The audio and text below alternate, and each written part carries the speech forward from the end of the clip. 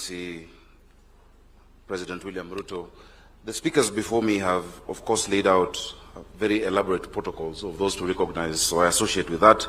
Ladies and gentlemen, distinguished delegates, I am delighted to welcome you all to Nairobi and to be your host. On behalf of the people of Nairobi, welcome. Nairobi is truly honored to host the inaugural WCF Africa Summit 2025. And I am proud that you, Africa's leaders in business and policy, have chosen us, and for a matter of such moment, you're here to reflect with us on the continent's future. Karibuni and feel at home. I want to start by thinking about our beginnings, our policy and our hopes. As always, if we know where the journey began, we know better where it might end. We are at a moment, and I'm glad the chairman has just expressed some of the stark realities that we have. You know the statistics.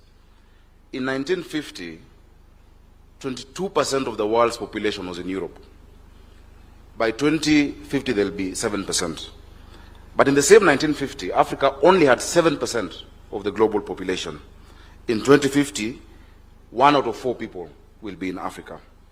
Now, 65% of those to 70% are going to be in cities. It is just 25 years from now.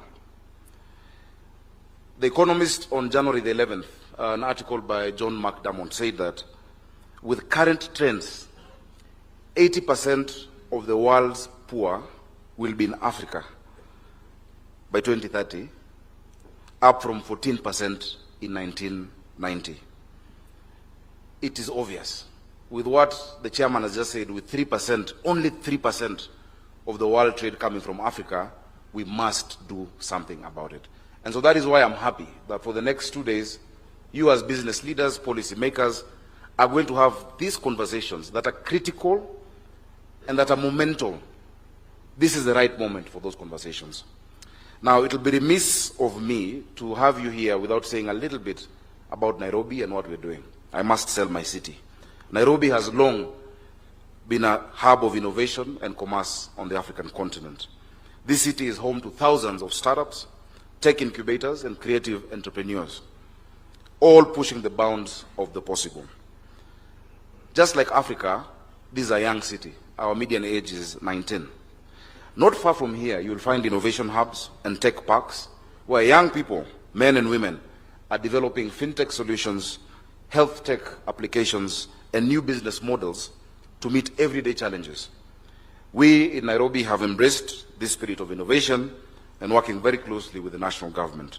For instance, we have partnered with the private sector players to establish community innovation centers that provide youth with internet access, training, and mentorship opportunities. We are very glad that our president is keen on the digital superhighway, and we're taking advantage of that. We believe, and I'd love to make the case to you, that local governments are vital for nurturing talent and enabling innovators.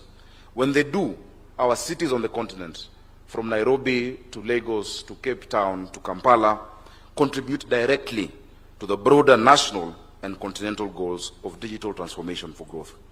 As a city, our story is one of integration and connectivity. We are a melting pot, attracting people from every corner of Kenya and of Africa, and these days more than ever before from right around the world. We have been gifted by location. God has given us that gift. In I think 8 hours you're in Turkey, if not less. In 5 hours you're in Dubai. In 8 hours you're in London. But we need to do more with us as Africa, on the African continent. Our diversity is our strength in Nairobi and in Kenya.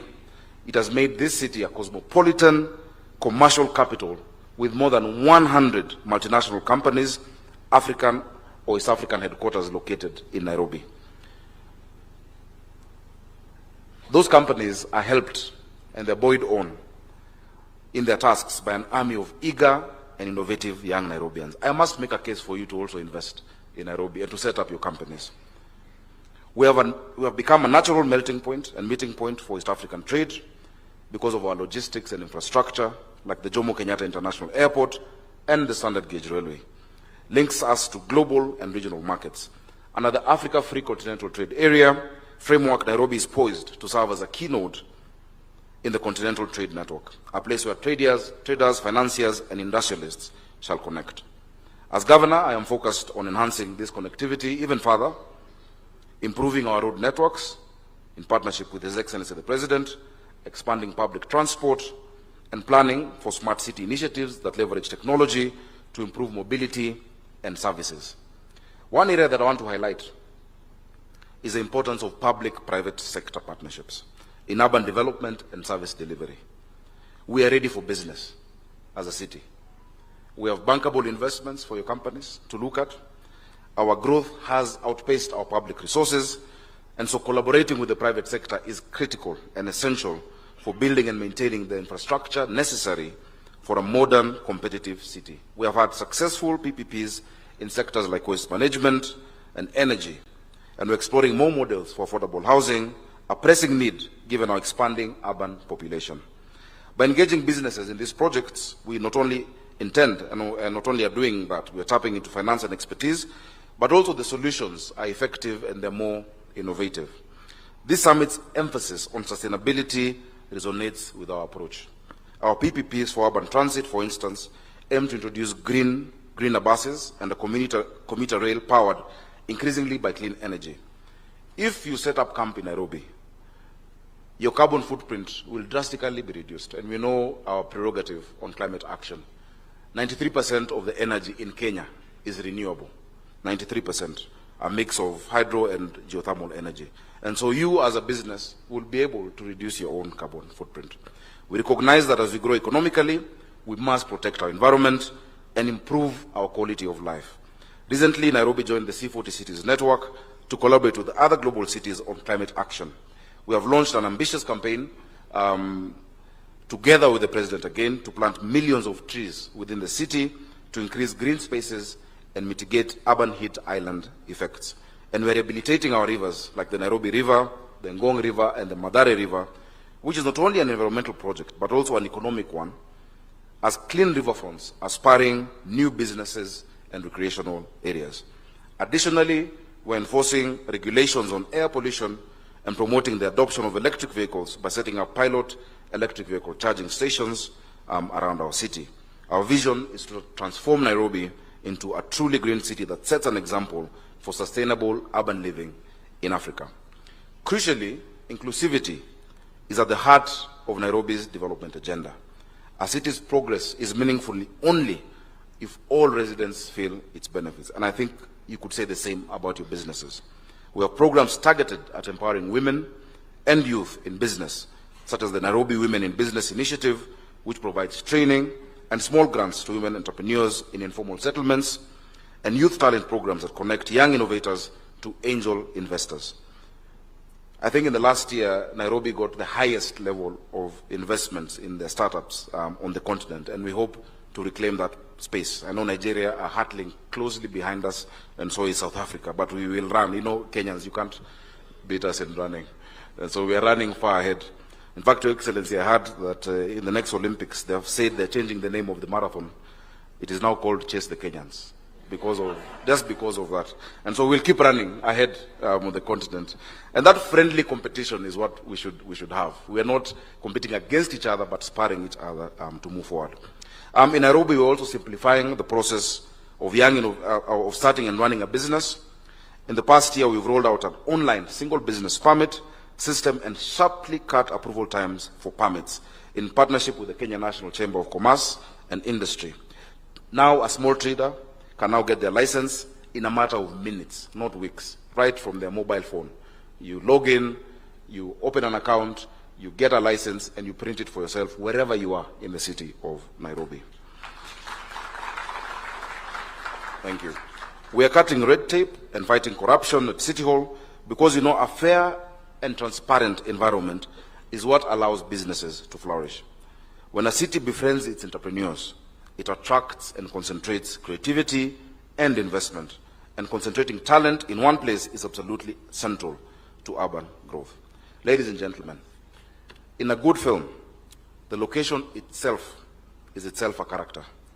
It comes alive. It motivates. It gives depth to the strivings and hopes of the other parts.